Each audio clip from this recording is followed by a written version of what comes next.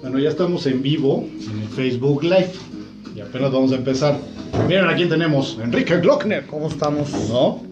Ya vamos a empezar el programa. Ahorita ¿Ya nos ponemos serios? Ahorita que nos diga el producer, estamos empezando apenas la transmisión, ya vamos a empezar. Ahorita, pero está Enrique Glockner. ¿No está chueca esta cámara de acá? Sí, pues es que está, Así es el que problema. Vamos a estar ladito. chuecos. No, yo me pongo así de ladito. Es lo que estoy viendo. Más pispireto. ¿No? Que no. Para decir ternurita. No, ni le muevas, porque no vaya a ser la del indio. Que Caiga. Ay.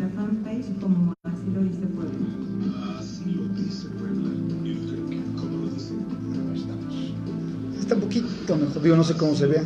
Sí, es que está seguramente muy que nos 3, vemos bien 2. porque... Muy buenas tardes tengan todos ustedes, sean todos bienvenidos a su programa de Voz Ciudadana con Luis Soriano. Vamos a agradecer mucho que nos digan si se escucha bien, si no se escucha bien el micrófono, si no entonces algo tenemos que resolver. Pero bueno, ya estamos aquí en su programa de Voz Ciudadana con Luis Soriano. ¿Qué pasó, mi Esme? ¿Cómo estás? Hola, bien y de buenas. Bien y de buenas. ¿Por qué estás de buenas? Platícame. Porque está Enrique. Mira. ¿Qué Enrique? Enrique Glockner. Tengo toda la información. Todo está anotado. A ver, sí, tenemos un invitado de lujo el día de hoy. Bienvenidísimo, Enrique. ¿Cómo estás? Gracias por haber aceptado estar acá con nosotros. Enrique Glockner es un amigo de nosotros desde hace muchos años. Ha sido solidario con muchas de las actividades que venimos realizando. Pero el que conoce mejor las actividades que ha realizado Enrique Glockner es mi querida Esme. Sí, yo Ya me googleó. llegué y además encontré muchas cosas y yo voy a compartir. Enrique Glockner es contador público con maestría en sociología por la Universidad Autónoma de Puebla. Es experto del programa de ciudades piloto de la Agenda 21 de la Cultura, de la Comisión de Cultura del CGLU, que ahorita nos vas a explicar. Ahorita les vamos a decir cómo se come eso. Sí, presidente de la Fundación de Estudios y Desarrollo de la Gestión Territorial, AC, y socio director de la Consultoría Interdisciplinaria Grupo Consultor SS desde el 2002. Así es. Presidente del Consejo Consultivo del periódico Megalópolis, evaluador de modelo UIM de Buen Gobierno y Calidad Democrática de la Unión Iberoamericana de Municipalistas de Granada, España. Asesor en ternas de gobiernos locales del Tecnológico de Monterrey, la Universidad Iberoamericana y la Universidad Autónoma de Puebla. Participó en diversos diagnósticos sociales y en el desarrollo metodológico en diversas investigaciones sobre evaluación de impacto, economía social, construcción de indicadores, violencia de género, prevención social de la violencia y la delincuencia, participación ciudadana, gobernabilidad, cultura política, entre otros. Tanta. Así nomás. Pues... O sea, es un chorro de cosas. Digo, ese currículum es así como para alguien que debe tener como 70 y tantos años, ¿no? 80 y tantos. Y en realidad es más joven que yo. Tampoco. Somos más o menos de la edad, ¿no? Pero trae un currículum, pero de grandes ligas, ¿no? Muchas felicidades. No, gracias, mi Luis. Oye, y de veras, muchísimas gracias por haber aceptado venir con nosotros.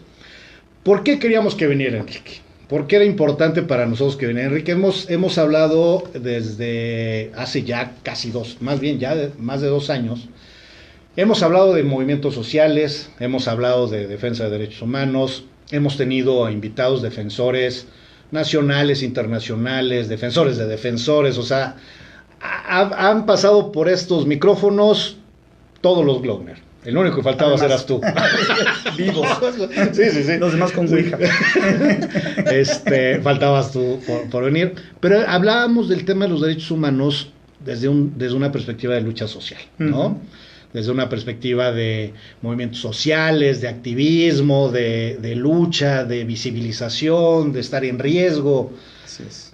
Pero en realidad también los derechos humanos tienen una transversalidad muy interesante que también habla del tema de cultura, ¿no? De hecho, la cultura o las actividades culturales, no solamente el esquema de cultura, sino propiamente las actividades culturales, son herramientas precisamente de fortalecimiento de la dignidad de los derechos humanos.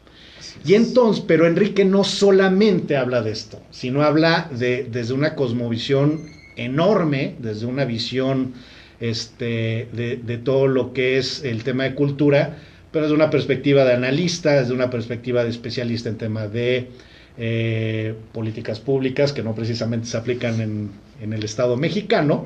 Así es. Pero eres especialista en políticas públicas, trae conocimientos muy claros, acabas de regresar de España, donde hubo todo un proyecto gigantesco que habla precisamente de la transversalidad de los derechos humanos y que hablaban de 80,000 temas. Así es. Que al final del día todo es dignificar los derechos humanos. O sea, es enorme el trabajo que se habla de derechos humanos, y esto es fundamental, ¿no? Poco Para visible empezar, en muchos casos. exactamente. Y entonces es fundamental, primero, que la gente empiece a darse cuenta que los derechos humanos no solamente es lucha social, sino también es cultura. Pero no la cultura vista desde el intelectual que oye a Beethoven. Uh-huh. Eso no es cultura, no solamente nada más, es cultura, exactamente. sino hay más allá de eso. O el lector que lee libros de autores connotados, eso no nada más es eso, es cultura, sino hay más allá. Muchas cosas. ¿Por qué no empezamos por qué es cultura? ¿No? Bien, Para empezar, bien. ¿no? Como que empecemos así de lo más general y ya nos vamos aterrizando. Bueno, voy a ¿no? hacer nada más un preámbulo en función de lo que es CGLU. Tiene 5 años más o menos que participo con una organización que es, el acrónimo es CGLU, pero el nombre de esta organización es Ciudades y Gobiernos Locales Unidos, que aglutina más o menos a 200,000 ciudades de todo el mundo y que viene siendo como la ONU de los municipios. Uh-huh. Aquí convergen organismos, y no solamente ciudades, alcaldes, regidores y todo lo que implica, o concejales, sino también el cuerpo de organismos regionales que aglutinan, o nacionales que aglutinan a gobiernos locales. Entonces, es un organismo importante que se ha vuelto un interlocutor importante de los gobiernos locales frente a instancias internacionales. Y en los últimos años han defendido diversos, pues no quiero decir batallas, pero sí banderas o luchas en función de que lo local se visibilice en distintos ámbitos. ¿Qué quiere decir eso? Los organismos afiliados, por ejemplo, a la ONU, pues tratan los asuntos del desarrollo y de lo que hablan siempre en el ámbito nacional. Y pocas veces ven la problemática local. Uh-huh. Y los funcionarios locales, los alcaldes, los que trabajan en un gobierno, en un municipio, están más cercanos a la gente. Es el gobierno más cercano a la población, más que el gobierno federal y más que el gobierno estatal.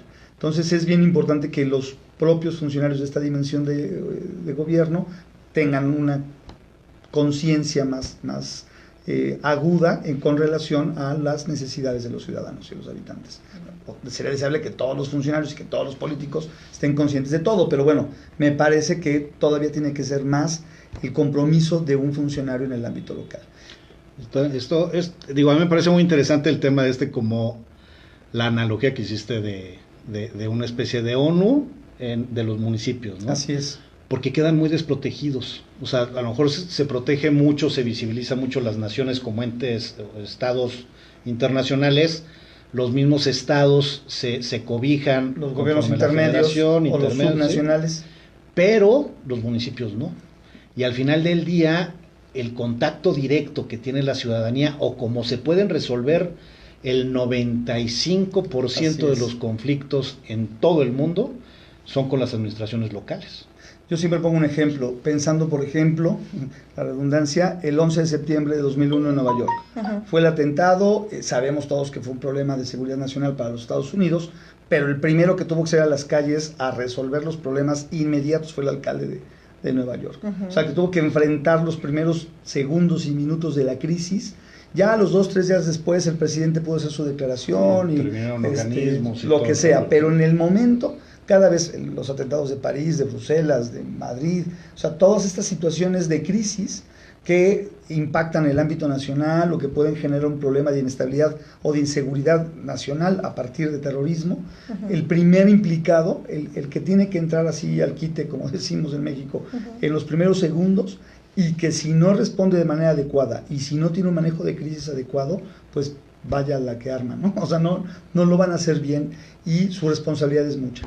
Entonces, de ahí que la importancia de lo local. Yo llevo trabajando 16 años con gobiernos locales en distintos ámbitos. Hace más o menos 5 o 6 años que me pude acercar a esta organización, en particular a la Comisión de Cultura, Ajá. que sería como la UNESCO de los municipios, que aglutina o promueve una visión de desarrollo que se llama Agenda 21 de la Cultura, donde la cultura debe ser una parte fundamental para poder visualizar el desarrollo local.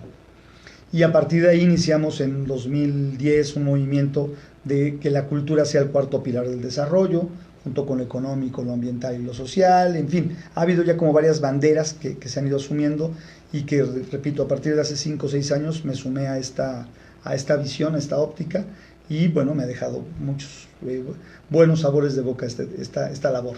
Y una de ellas es ser uno de los expertos del programa de ciudades piloto para implementar la Agenda 21 de la Cultura en algunas ciudades. ¿Qué es cultura? ¿Qué es la cultura? ¿Qué es la cultura? ¿Qué es la cultura? Bien, pues la cultura es todo. Y perdón la definición tan tonta y tan vaga que pueda yo, con la cual voy a empezar, pero a mí, por ejemplo, cuando estamos definiendo alguna problemática en algún diagnóstico social, luego no falta el que dice, es que esos no tienen cultura, ¿no? Y ya casi, a veces ya adivino cuándo van a decir esas cosas tan bobas. Ya me estoy predisponiendo, porque podemos hablar de falta de educación formal, podemos hablar de falta de buenos hábitos, de acuerdo al manual de Carreño, podemos hablar de lo que sea, pero no puede existir en el mundo un grupo social de cualquier tipo, en cualquier lugar, de cualquier forma, que no tenga implícito un ámbito cultural, que sea lo que los haga que se desarrollen como grupo social. El hombre es el único que es capaz de reproducir esquemas a través de generaciones, de aprenderlos y decir esto se va a hacer así y transmitir de generación en generación. Hay ciertos aprendizajes que algunas especies animales han transmitido. De hecho, se habla en algunas especies de monos que puedan tener un poquito de cultura o se han encontrado rasgos de los más primitivos que el hombre ha tenido o tuvo en su momento, en ciertos momentos históricos, para poder transmitir una enseñanza a los pequeños, a los mayores, a los pequeños, que tiene que ver con ámbitos de sobrevivencia, como partir un pedazo de coco para comérselo, o sea, cosas que son mecánicas. En el fondo, después esto ha trascendido y ha tenido el que el coco después se lo pongan como un sombrero, ¿no? Y que ese utensilio que en un momento determinado o esa parte de la naturaleza lo puedan emplear de otras formas, eso en el tiempo, cuando se va repitiendo, se llama cultura. Entonces, eso como una manera de entender y analizar que cualquier especie, repito, cualquier comunidad que vive en sociedad, hay teorías que dicen que el hombre no podría vivir sin otro hombre o sin otro grupo de personas, de hombres o mujeres. Entonces, esto implicaría siempre que todos tenemos para comunicarnos un idioma, para comer ciertos hábitos alimenticios, para vestirnos, una serie de códigos. De códigos que cada grupo social tiene. Podemos reproducir los de al lado, si nos gustan los de al lado. Y una cosa importante, hay grupos sociales que se definen culturalmente no a partir de quiénes son, sino a partir de quiénes no son. Por ejemplo, los gringos, yo hago mucho hincapié ahí. Los Estados Unidos siempre tienen que tener un enemigo. Como ellos no tienen una identidad cultural única, homogénea, como nosotros en México podemos decir, desde el tequila, el mezcal, el fútbol. Hablamos también de usos y costumbres. Usos y costumbres que son parte, en su repetición, de lo que pueden llegar a ser una forma de cultura dentro de un grupo social. Lo que se enseña y lo que se aprende. Lo que se enseña y aprende, y vamos transmitiendo de generación en generación. Esto, que en México tenemos pues cualquier elemento, un sombrero, o sea, tú vas a cualquier país o tú ves en la televisión un sombrero de charro, una china poblana, o sea, sabes perfectamente bien cómo identificar lo mexicano en muchos rasgos y cualquiera nos identifica. La gente de Estados Unidos, como es un país que se ha hecho de diversos grupos migratorios y les ha costado mucho trabajo tener y controlar, homologar este ámbito de la cultura, por ejemplo, uno de los elementos que han encontrado más fácil para poder hacer esa cuestión es tener un enemigo común. Entonces la cultura no solamente a veces es para bien, sino también a veces puede ser para mal. Esta cultura del beligerante, ¿no? Esta cultura de un pueblo que es pues permanentemente hostil con los otros, ¿Por qué? Porque encuentra en el enemigo la posibilidad de que su grupo social se identifique y pueda recibir apoyo.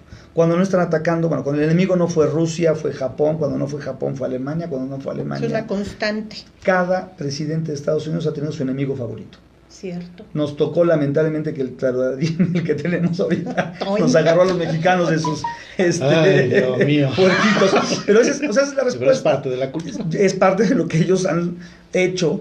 Y tenía que agarrar a alguien. No estoy con eso justificando ninguna acción ni nada por el estilo. No es en el ámbito justificatorio mi análisis. Simplemente es para describir un proceso y que ya podríamos criticar, no estoy pero para nada de acuerdo en que esto sea así, mucho menos como lo ponen en práctica y mucho menos que ahora nos toque a nosotros. Pero imagínense los niños de Siria cuando bombardearon Siria o de Irak o sea, nos indignamos que nos dicen incultos, pero pues a los otros los bombardearon, los mataron, acabaron con el patrimonio de territorios como Irak, ¿no? Uh-huh. Que era la cuna de la humanidad. Nada más ahí estaba Mesopotamia, ¿no? Entonces, me parece crímenes a la humanidad, en ámbito también de la propia cultura. Claro. Entonces, bueno, cultura es muchas cosas. Como dices al principio, Luis, lamentablemente siempre asociamos cultura con las bellas artes y con gente culta, ¿no? Que tiene mucha información. Ilustrada, que tiene información, que ha estudiado. Información académica. Eso, pues sí, puede ser algo de la cultura, pero comparado con un indígena de la Sierra Norte que no tiene instrucción educativa, por supuesto que el indígena de la Sierra Norte puede tener valores culturales y puede tener arraigo cultural e identidad multiplicado por 1000 que un empresario que reproduce esquemas hasta gringos, ¿no? O sí, que reproduce esquemas occidentales y que no se siente identificado con nada, con la tierra, etcétera, ¿no? Entonces, criticar o decir que un grupo social no tiene cultura porque le falta educación instruida o formal, evidentemente es un grandísimo error, ¿no? Que a veces... Sería muy limitado. Pues es gente que no sabe lo que es la cultura, va a empezar, y que no dimensiona la cultura como este gran espectro. Y repito, desde hablar un idioma, lo decía Joan Manuel Serrat en su canción de esos locos bajitos, que dice que cargan con nuestros dioses y nuestro idioma, ¿no? Los niños. Pues es eso, lo que está hablando Serrat en esa canción es de cómo les transmitimos la cultura y hacemos que tengan nuestras fobias, nuestras filias, que hablen un idioma, pues porque así lo hablamos nosotros, etcétera. Uh-huh. Eso es, digamos, dicho de una manera muy general.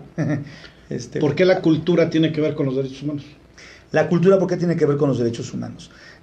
Se considera un derecho humano de tercera generación. Bueno, ustedes que son expertos en derechos humanos, yo no lo soy, saben, y bueno, yo he leído algunas cosas que tienen que ver con, bueno, aquí nuestro amigo Luis, que tiene que ver con cómo las diversas manifestaciones humanas se deben de ir reconociendo.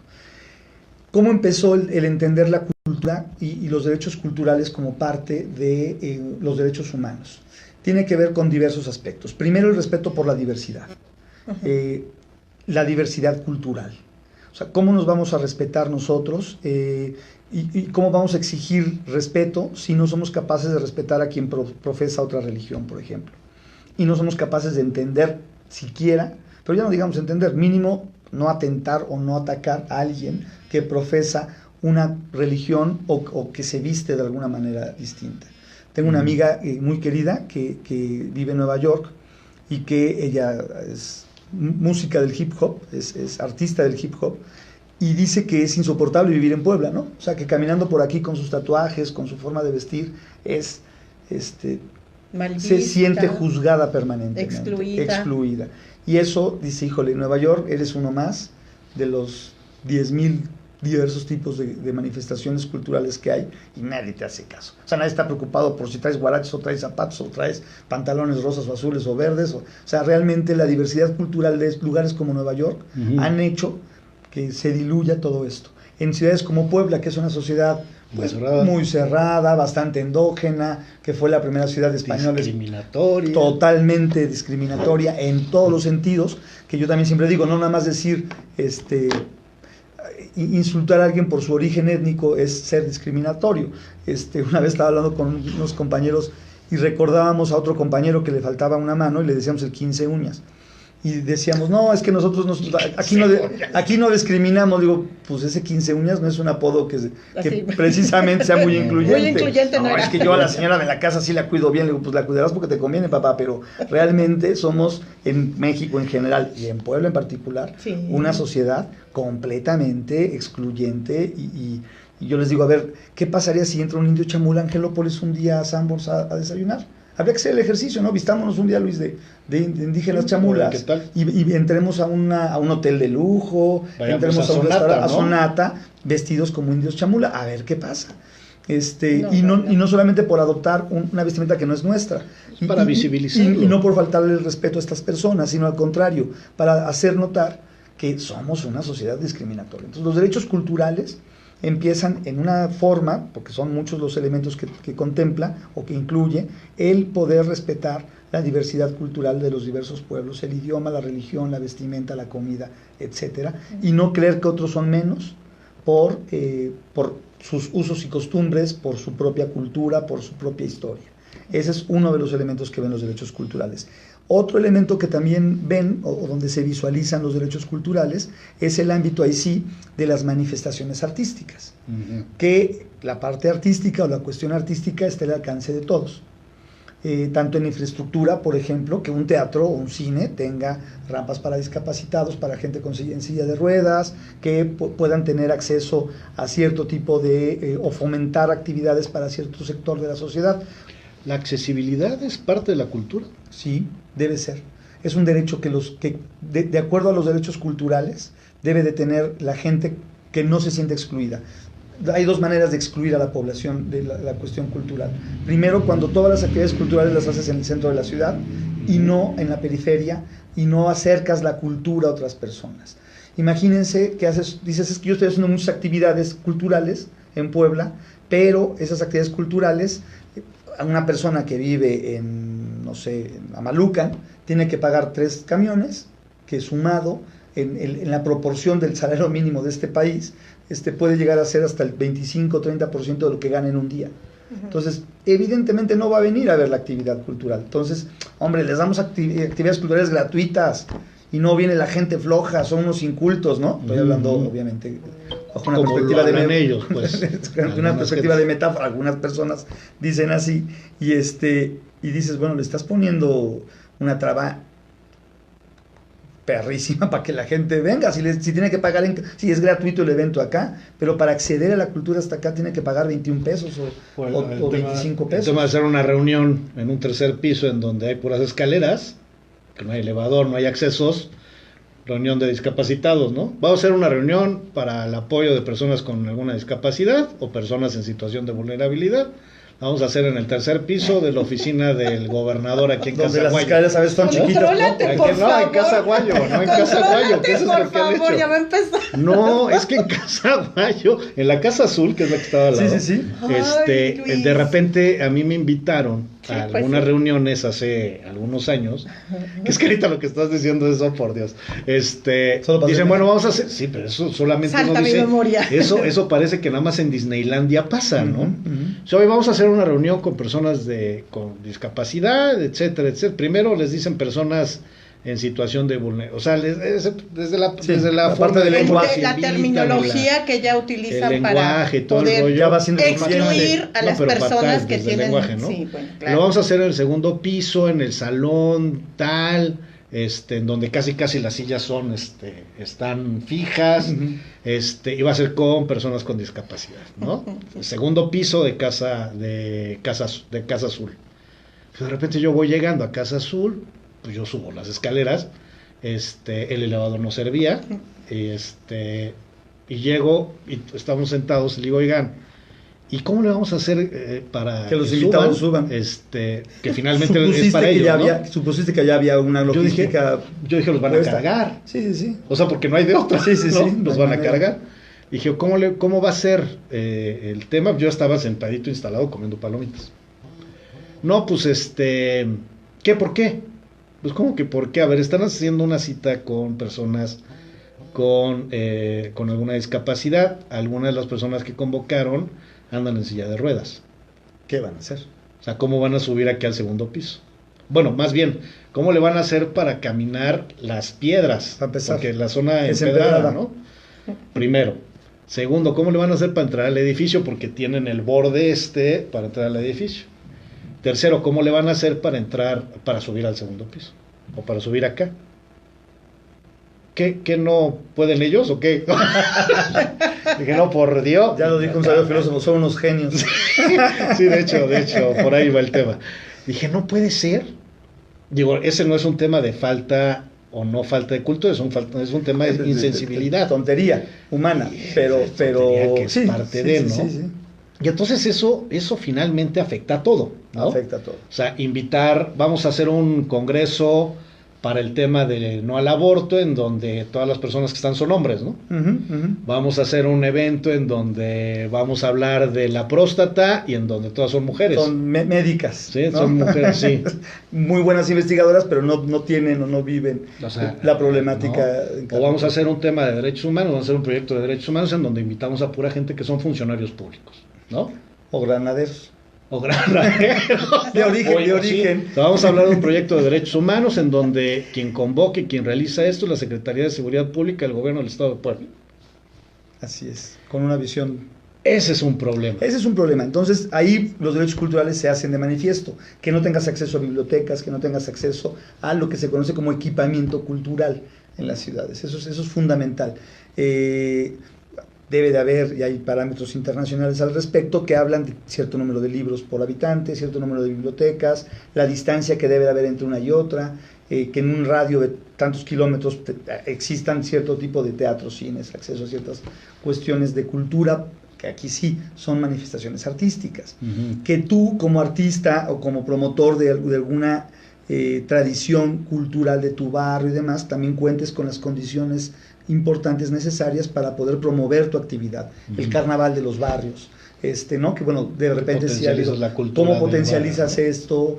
Algún sector de artesanas, de mujeres artesanas, ¿cómo fomentas que toda su actividad, que además muchas veces llevan la carga económica de sus casas, tenga un ámbito, una plataforma que les permita tener acceso desde su cultura a otros mercados? En fin, todo eso son los derechos culturales. Estoy hablando de pequeñas muestras, pero sí atraviesan la vida cotidiana de los habitantes de una ciudad y atraviesan e impactan de manera directa como cualquier derecho humano, pero aquí el violentarlos no es de manera, digámoslo así, explícita a la hora de dar un macanazo, ¿no? de violar los derechos humanos a partir de una agresión, por decir algo, ¿no? Acá estás violando el derecho por omisión, llamémoslo así.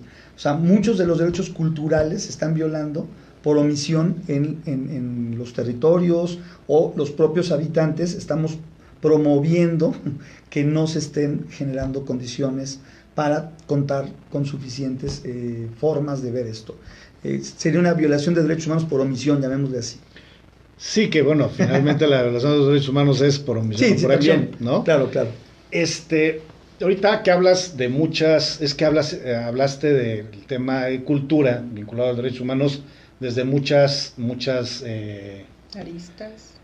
Híjole, muchos niveles. O sea, son muchas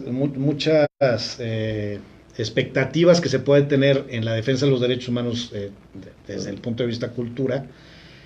Y me salta a la luz cómo desde la cultura puedes defender un derecho como el maíz, por ejemplo, ¿no?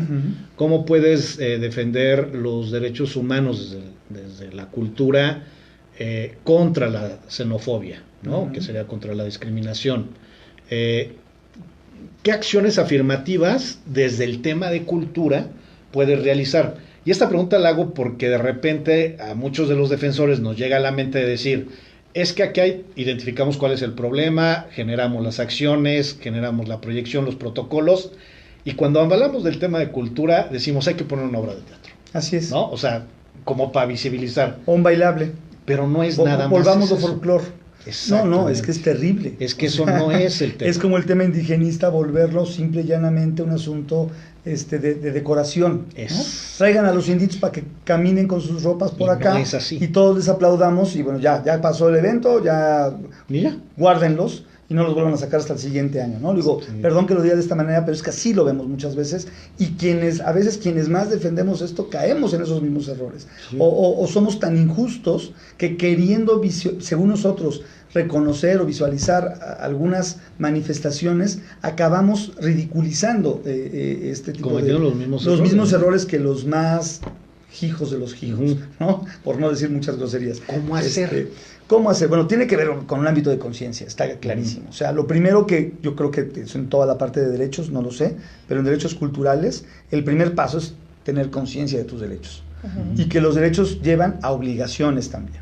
O sea, no puede haber derechos sin obligaciones. Eso me parece en el ámbito de los derechos culturales. No quiero meterme en tu terreno como Sí, abogado, no. ni mucho menos en derechos humanos. No soy experto ni mucho menos, pero de lo que estamos trabajando desde los derechos culturales es, primero que nada, concientizar a los grupos sociales Ujú. de que esos derechos existen. Eso es lo primero, difundirlos y concientizarlos. Segundo, que tus derechos te llevan a tener obligaciones con relación a otras personas.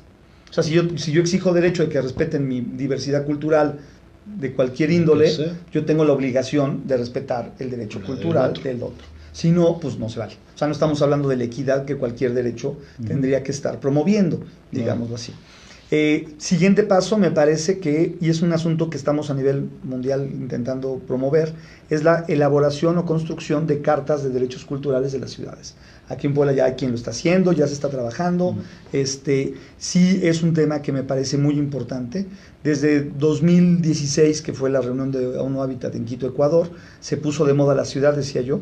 La ciudad está de moda. Empecé a hacer mucho burla con relación a esto. La ciudad está de moda. De ahí un poco el programa que tuve de ciudades, ¿no? Y hablando Sí, sí, de sí. esto, de que la ciudad era todo y todos que teníamos querer algo que ver con las ciudades.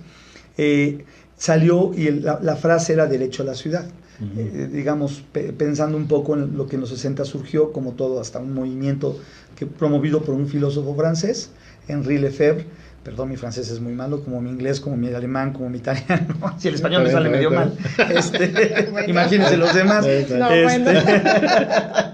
Pero, digamos, a partir de ahí surge este concepto que se retoma en 2016 y me parece que es fundamental. Pero los derechos culturales han tenido también una visualización importante en los últimos años. Por ejemplo, el Alto Comisionado de Naciones Unidas de Derechos Humanos ya tiene una especie como de, no sé, en el ámbito orgánico, por decirlo de alguna manera, pero como una secretaria adjunta o una de derechos culturales, que es una mujer suiza y que trabaja muy de cerca con un movimiento que nace en Europa, que es la Carta de Friburgo, de la Universidad de Friburgo, que están promoviendo la Carta de Derechos Culturales. Y que llegó, que hay en todas las relatorías que hay en el mundo, aquí en México tenemos dentro de la relatoría de la ONU precisamente a una persona ya encargada para ver el tema de derecho cultural. La presencia, sí. O sea, tienen un igual.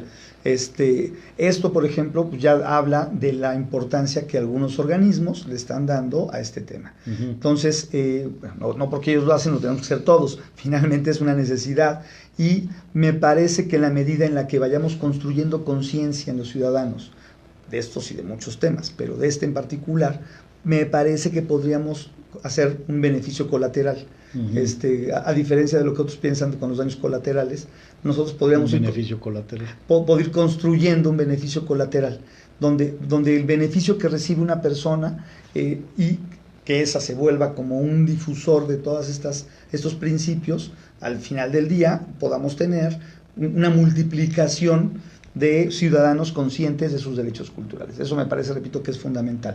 Como cualquier tema de derecho, el ciudadano puede estar muy consciente, pero si el Estado no da las condiciones, el andamio jurídico, a veces hasta la infraestructura o los espacios para poder debatir o dialogar estos temas, pues digo, podría acabar siendo 100% una lucha social, pero qué mejor que sea de la mano autoridad y ciudadanos, ¿no? O sociedad civil, que eso sería, supongo que en casi todos los casos lo más deseable, ¿no? Sí. Digo, no siempre pasa, hablo de una utopía. Sí. No, pero es el ideal. Ese es el ¿no? ideal, que el Estado te dé el andamiaje, te dé las bases, te genere las condiciones y tu sociedad civil nada más ocupas esos espacios. Que así tendría que ser. Los vas reproduciendo. Sí, digo, entiendo, yo no soy experto en nada de lo que tú manejas, pero mi sentido común me dice, y en derechos culturales así lo vemos nosotros. O sea, cómo promover desde la ciudad este tipo de derechos y cómo promover que los habitantes y los ciudadanos que pertenecen a una ciudad reconozcan, promuevan, asuman estos compromisos y estos derechos y obligaciones. Oye, para sectorizar, no separar, sino sectorizar. Evidentemente hay especialistas en jóvenes, en mujeres, en pueblos originarios, en personas con discapacidad. O sea, hay muchísimos especialistas como defensores de derechos humanos. A mí me interesa un punto, digo, el viernes, en estos días va a venir un defensor de derechos humanos que está muy metido en el tema de jóvenes, ¿no? Y tenemos hoy aquí en el municipio de Puebla a una chava que se llama Sol, que es la que está en la dirección de juventud del municipio de Puebla, que está encargada de despacho, que es una persona formidable, trae un tema de trabajo muy claro desde hace varios años, no es de ahorita, sino trae un trabajo muy fuerte desde hace varios años, y vienen realizando varias acciones, traen un tema ahí muy fuerte. Sol está muy sensibilizada al tema de los derechos humanos, está muy vinculada al tema de los derechos humanos, al tema de mujeres, etcétera, pero principalmente de derechos humanos. ¿Qué acciones, yendo en ese camino, qué acciones sectorizando desde la cultura tendríamos que hacer para generar una cultura de derechos humanos en los jóvenes, ¿no? O sea, como sectorizándose y yéndose hacia allá, porque hay una ventaja, no siempre se nos da la oportunidad de tener gente que sea compatible a lo que hacemos a nivel mundial en el tema de los derechos humanos, y tenemos una gran ventaja en Sol, ¿no? La muchacha esta que está aquí en la dirección, y sería muy bueno empezar como que también abonarle varios trabajos, varias actividades que pudiéramos hacer enfocados desde ahí, desde el punto de vista cultura, ¿no? ¿Qué enfoque podemos generar ahí en el tema de jóvenes? Yo creo que lo que tiene que ver con jóvenes, primero que nada, como mucho, tiene que ver con la parte educativa. O sea, cómo sembramos dentro de la educación formal e informal, pero en algunas instancias o modelos o y que espacios formales, municipal, así es, poder fomentar este tipo de actividades y difundir este tipo de cuestiones. No solamente entre los jóvenes, sino también entre los padres de los jóvenes.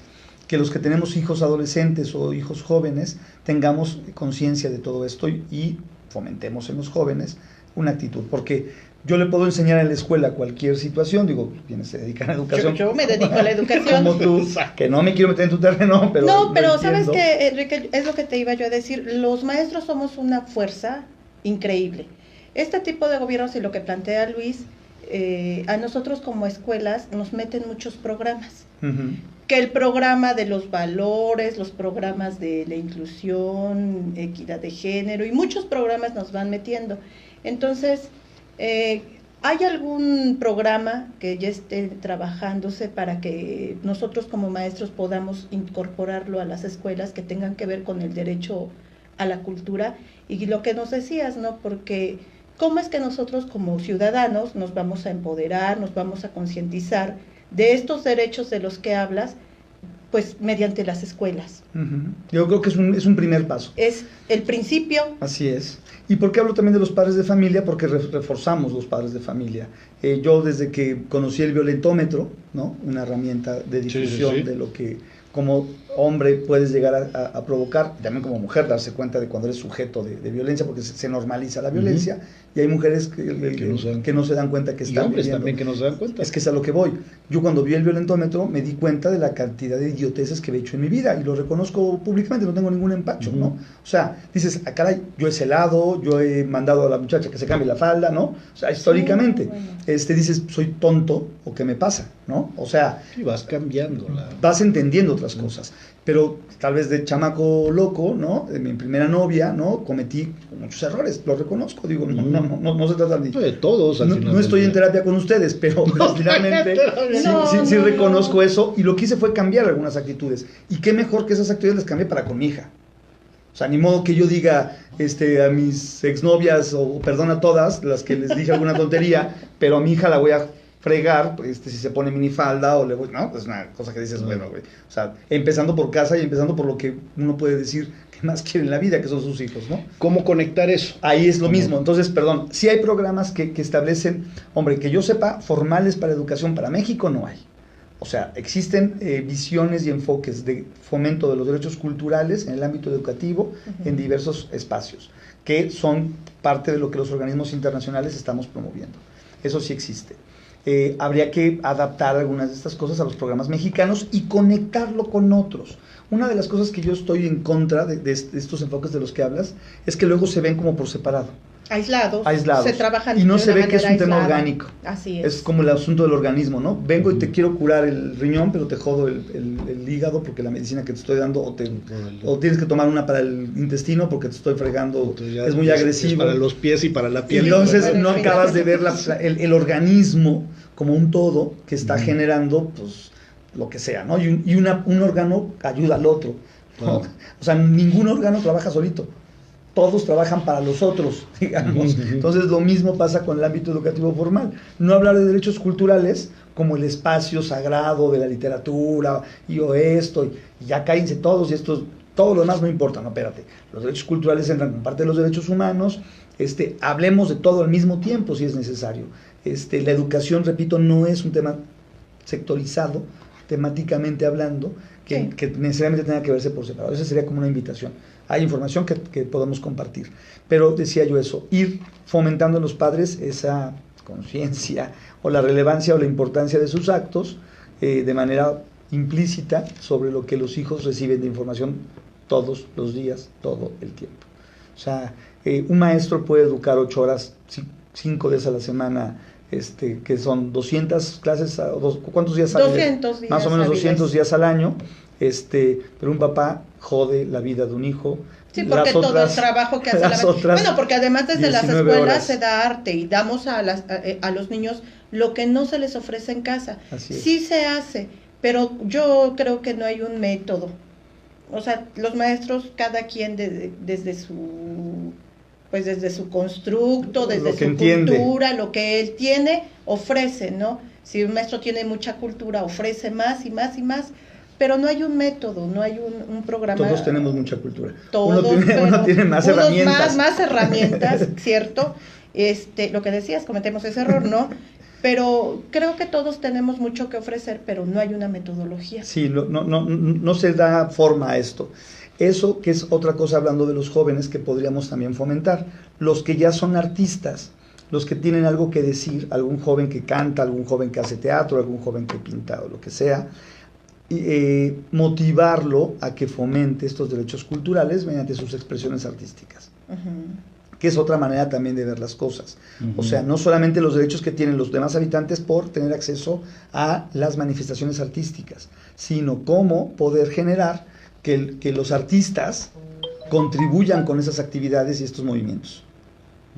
Que no siempre van de la mano, Muchos artistas exigen sus derechos, por eso siempre digo que los derechos llevan implícito obligaciones, que no lo vemos así. Responsabilidades. Asumidas, ¿no? Algunas de ellas como obligaciones, digamos, en algunos casos, bueno, yo creo, pero a ver, artista, tú exiges tus derechos, que me respeten, que me den, quiero recursos para mis obras de teatro, ¿y en qué momento tú estás fomentando los derechos culturales? ¿En qué momento estás fomentando la inclusión? ¿En qué momento estás fomentando el tema de la diversidad cultural? ¿No? Porque si no se quedaría como un tema de comercio. Así es. Y ya no en un tema de derechos. No en un tema de derechos, así es. Entonces, me parece que desde los jóvenes se pueden trabajar esas dos esferas. La esfera formal, en escuelas, y en la esfera de los artistas, o en los espacios que los propios artistas jóvenes puedan estar produciendo y generando, que ellos mismos sean activistas de los derechos culturales, no solamente de su propio arte, ¿no? Porque entonces cuando hablamos de arte, de mi arte a tu arte, ¿no? Prefiero el teatro. El arte que yo hago, para no entrar en debates ni en albures baratos, el arte, eso también es cultura. No, bueno, en otro lado, acá lo dices y todo el mundo te entiende, en otro lado nadie te entiende. No. Vas a España, lo dices y nadie te entiende. Y se quedan así de, O sea, ¿cómo? ¿Por qué se ríe? Bueno, el tema es que eso, fomentar entre los jóvenes artistas que difundan dentro de sus manifestaciones o dentro de sus expresiones, que aporten un granito de arena un poquito al otro, no solamente a enriquecer su ego en muchos casos, porque el otro día les decía a un grupo de personas, a ver, ¿quién les dice que son artistas? O sea, muchos, es que yo soy artista, ok, está bien. Serán divos. Yo te lo creo. Serán divos. Pero dime, ¿quién caramba te dijo que tú eres? O sea, ¿dónde está el certificado? Y no es porque tengas que tener un certificado de estudios, ni mucho menos. No, es que yo soy un artista. Bueno, pues eso, es lo mismo que dicen de los defensores de derechos humanos. Sí, dicen, luchadores sociales. ¿De dónde sacas que eres defensor de derechos humanos? He visto a cada animal bruto, porque los animales no tienen la culpa de nada. Que se dice, algunos, ¿no? Que defensores o luchadores sociales que dices, no jodas. ¿Qué esa es la diferencia? Será de los lunes en la lucha libre aquí en la Arena Puebla, pero yo no veo que por cierto también es cultura. Que también es cultura la lucha libre. Y mexicana. Que lo aman los brasileños, por ejemplo, ¿no? A los gringos, los españoles, todo el mundo. La lucha libre mexicana es la neta del planeta. Y las telenovelas. Y Chespirito. Chespirito, Chapulín Colorado, sí, no, bueno. Oye, entonces, finalmente, no es un tema de qué tendría que hacer Sol Cortés, se llama. Yo creo, sí, Sol Cortés. Sol Cortés. Yo creo que no solamente. No solamente es lo que Sol tendría que hacer, sino la obligación que tendríamos nosotros de acercarnos a Sol y decirle, Sol, vamos a hacer transversales, ¿en qué te ayudo para hacer transversal las acciones de gobierno que vas a realizar como Instituto Municipal de la Juventud? O sea, no es qué va a hacer ella, sino cómo nos sumamos a ella. Cómo construimos de manera común, en la medida de lo posible, digamos, ¿no? Sabemos que siempre la limitación de recursos, no solamente económicos, tiempo, personal, etc., todo es recurso, todo cuenta, todo cuesta. Todas esas cuestiones, bueno, habría que ver y checar su programa, su trabajo, etcétera. Pero yo creo que, hablando de derechos culturales en particular, esa sería mi propuesta. Sí, claro. ¿No? Puede haber otras acciones, sí, puede haber otras mejores también, ¿no? Yo creo que si no empezamos por educación y no empezamos por que quienes promueven su propio arte sí. Hagan cosas para fomentar los derechos culturales, pues estamos fregados, ¿no? Sí, de entrada. O sea, ¿de qué estamos hablando entonces, no? Y solamente banderitas o documentitos que quedan en la lectura, en el mejor de los casos en la discusión de grupos de lectura y demás, y ya, se acabó. ¿Para qué sirve eso? Habla del derecho a la cultura, ¿no? O sea, ya empezamos como, bueno, ¿y qué es el derecho a la cultura? O sea, que esa es otra de las cosas que ahorita hemos estado hablando, pero partamos a lo mejor con peras y manzanas. Peras y manzanas, ¿qué es el derecho a la cultura? Porque regresamos a lo mismo. Derecho a la cultura de repente es que tengas derecho a escuchar a Shakespeare, o digo, a leer a Shakespeare y escuchar a Mozart. Eso es parte de... A ver, entiendo que en cuanto a derechos, siempre hay, hombre, no un tema de jerarquías, pero sí un tema de que el Estado, muchos años yo entendí, cuando trabajaba yo en Libero, nos daban la definición de que solamente pueden violar los derechos humanos una instancia del Estado. Que eso ya fue superado.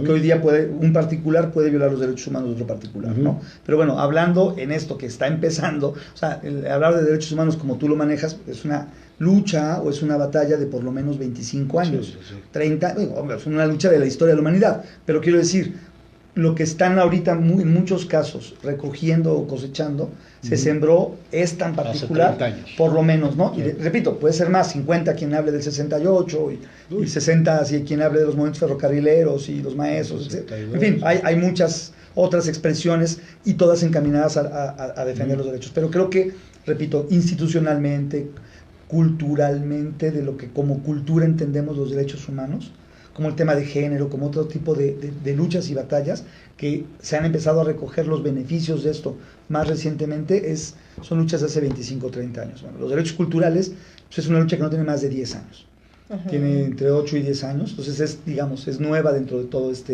hasta el propio lenguaje, digamos. ¿Qué implicaría entonces? Bueno, implica diversos ámbitos, decíamos. Empecé yo dialogando el tema de que un Estado, o no un ser superior, porque no es superior, pero un ser que tiene medios, pueda facilitarle a los otros habitantes, o en este caso serían los habitantes, las condiciones de acceso a la cultura, hablando nada más de acceso a la cultura, porque decía yo, es acceso, es promoción, es difusión, es tener espacios para desarrollarte tú, que quieres hacer artesanía, o que quieres hacer, o vender, o los faros de Oriente en la Ciudad de México, ¿no? Que son estas escuelas de artes y oficios, ¿no?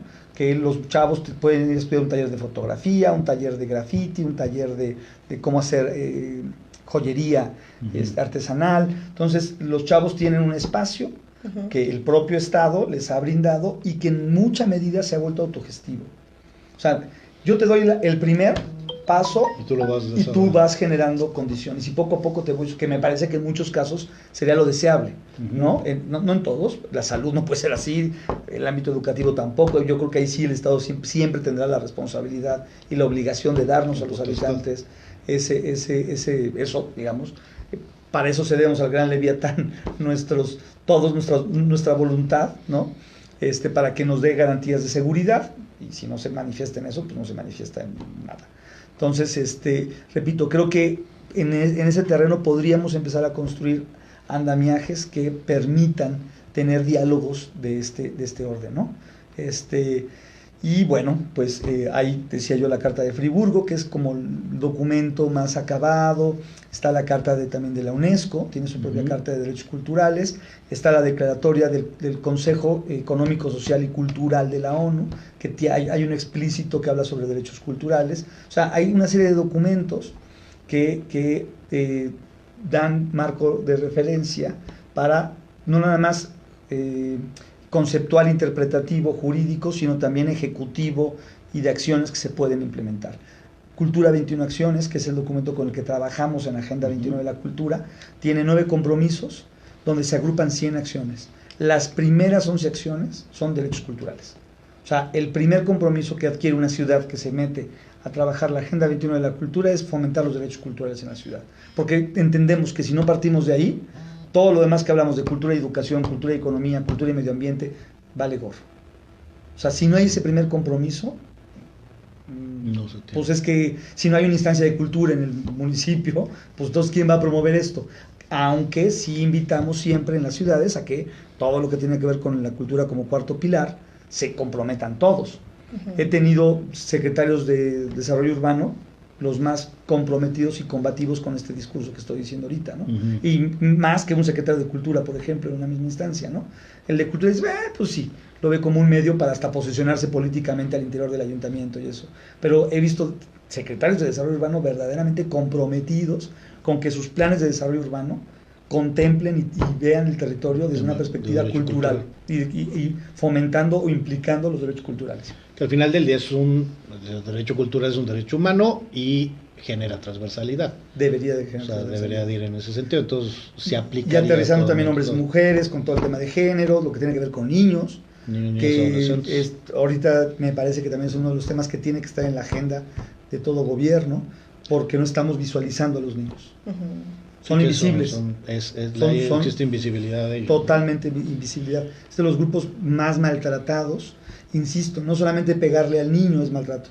Puede haber formas de maltrato. Verbales.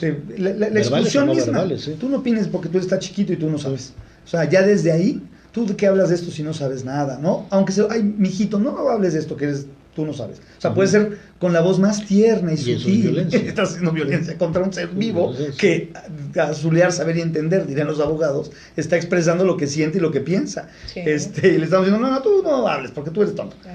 ¿No? O sea, no, y que lastima la autoestima y eso genera otras inseguridad, cosas después.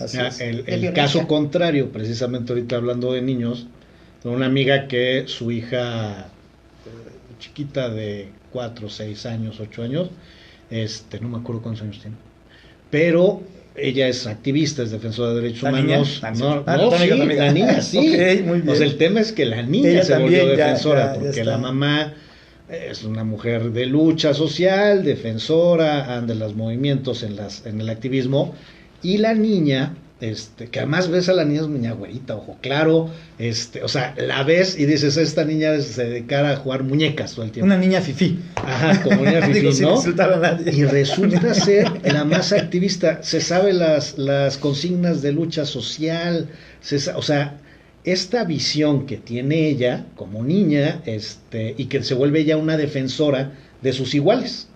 Se empieza a pensar ella como una defensora de su hermano. Y mucho es la cultura y la formación que le está dando la mamá, pero también el entorno en donde está la niña. Porque los amigos de mi amiga son defensores, son del maíz, ¿no? Que son música de lucha social, etcétera. Son gente de lucha social que anda en otros ámbitos, los de la 28, los defensores de defensores, o sea, diversos mucha grupos. gente Es el contexto de la niña, bien lo dice Vygotsky, ¿no? Que los niños son el contexto, al final es el reflejo de su contexto, y por eso en este caso esta niña tiene esa apertura y aprendizaje. Refleja. Esta niña va a ser, yo creo que va a ser todo un ejemplo a seguir en muy pocos años, ¿no? O sea, sí. al final del día 10, 12 años, esta niña ya empezará a ser mayor de edad, será una joven adolescente, que no es mucho tiempo, pero tendría ya que estar, por lo que dices, ahí luchando diversas peleas. Sí, hay que tener mucho cuidado y mucha atención en ella, porque puede ser finalmente nuestra salvación de muchos poblanos y mexicanos. Hay quien dice que esas generaciones de abajo son las que nos van a salvar todas las tarugueses que hemos hecho como generación, nosotros que hemos hecho muchas, como generación al menos. Yo no compro todas, pero sí lo vengo diciendo, somos como clase política, nuestra generación, la peor que ha tenido este país. Como los que nacieron entre 65 y 75, oh Dios mío, ¿qué nos pasó? Han sido qué Díaz Ordaces, qué Echeverrías, o sea, hemos sido como generación, no me incluyo porque yo no soy parte de la clase política de este país, la generación X, pero hijos de su madre, qué barbaridad, han sido voraces, no, de verdad. Muchos calificativos podría esgrimir y hasta traumas personales, pero de verdad sí es preocupante cómo estos tipejos como clase política que han generado muchos problemas, repito, los que nacieron entre 65 y 75, que han sido peores que las otras generaciones de clase política, para mí, o sea, es una opinión muy personal, no estoy hablando de algo académico, de ninguna investigación, no. Estoy hablando de mi percepción personal, que técnicamente no será discutible. Ojalá estas otras generaciones de niños que vienen traigan otro corrijan todos los pecados capitales que hemos cometido como generación en muchas cosas, pero en lo político en este país al menos estamos del carajo. Que esa generación del 70-75 son los que hoy están gobernando. Es a los que voy, ¿de quién estoy hablando? Pues por eso. A eso me refiero, a los gobernadores, a los alcaldes, a los permisivos, corruptos, muchos de ellos, de la peor calaña, de las peores calañas y saqueadores. La generación X, que es más o menos del 70 al 87, que se vuelve la generación millennial. Bueno, la generación de plástico, la que pasamos de ser de lo que no había internet a cuando hay internet, los que trascendemos ahí en un tema que de repente perdemos mucho de lo que se pudo haber construido antes como generaciones que nacieron. Eran los baby boomers hasta antes del 70. De baby boomers venimos los X, que son toda la que hay quien dice que empieza en 65, 67, 68, hay quien dice 70, hasta los 80. Sí, ¿no? Después viene la otra generación. Viene la otra generación. Complicado. Ya aquí el productor ya nos está corriendo. También que estábamos, mano. Sí, man, vente a platicar. Échate mejor, un cafecito con nosotros y no nomás nos estés guardando nuestras libertades, mano. No es cierto. Queremos expresarnos. ¿Con qué te quedas, Enrique? No, pues con el gusto de estar con ustedes, con el gusto de platicar, de dialogar, de por fin venir aquí a dialogar, porque no sé hacer otra cosa mejor que dialogar, soy muy chismoso. Eres buen conversador. Y bueno, pues eso, nada más me quedo principalmente con eso, con el gran gusto de venir con ustedes a platicar. Eso, les agradezco la oportunidad, les agradezco el tiempo, y bueno, pues hasta los elogios que me llevo, Chihuahua. Feliz. Los agradezco mucho. Yo la verdad que estoy muy agradecida por tu presencia, qué bueno que estuviste con nosotros, que platicamos de veras muy fluido, muy sabroso, muy padre, y aprendimos mucho. Gracias. Gracias, Esme, por Enrique. Compartir cosas. Yo me despido. Bueno, antes de cerrar el programa, nada más decirles que estuvieron Sara, Carolina González, que es precisamente de quien hablaba, Está Sol Cortés, Carolina dice perfecto. Mario Vergara, que es un defensor de derechos humanos que trae el tema de su hermano está desaparecido, entonces andan en el tema de rescatar las fosas, etcétera. Dice Mario, los invitamos para la 4ª Brigada Nacional de Búsquedas de Fosas Clandestinas. Se llevará a cabo en el estado de Guerrero el día 19 de enero al 1 de febrero del 2019. Ahí estamos pendientes, Mario, ya te busco y ya platicamos. Carlos Castellanos dice muy buen programa. Perla Rosas Ferrer nos hace así, entonces le hacemos igual. Suponemos que es bueno. Sí, eso va a ser bueno, mientras no le hagas así todo está bien. Sol Cortés dice saludos. Saludos, Manuel Maya Lucas dice un saludo a mi amigo. Saludos a mi buen amigo Manuel. Hay varios mensajes que ahorita que terminemos el programa les digo. Nos quedamos en Facebook Live porque ya nos están corriendo. Esto es todo, esto es Voz Ciudadana, lo único que me queda es decirles, sean felices, adiós. Gracias. Adiós. Me quedo acá nada más para dar los primeros mensajes. Sí. Decimos que estuvieron... Bueno, yo pregunté si se escuchaba bien, dice Jetsi Flores, dice que sí. Sara Lidia Fuentes Carrasco dice saludos, excelente invitado y buenos conductores. Bueno, gracias. Sara, gracias. Dice Sara Lidia, dice respeto a la sabiduría de nuestra ancestral cultura. Dice Carolina González que perfecto, se oye bien. Mario Vergara, lo de la invitación. Perla Rosas y ya, ¿no? Nos hizo falta programa. Bueno, nos hizo falta tiempo, ¿no? Pero bueno, esto es Voz Ciudadana. Tiempo. Ahí está Enrique Glockner. Yo creo que lo vamos a estar invitando más seguido. Ay, cuando sí. ¿No? Pero ya está. Bueno, ahorita el que es por ese, perdón. ¿no? Okay. Ahí estamos. Se cuidan. Gracias. Adiós. Bye.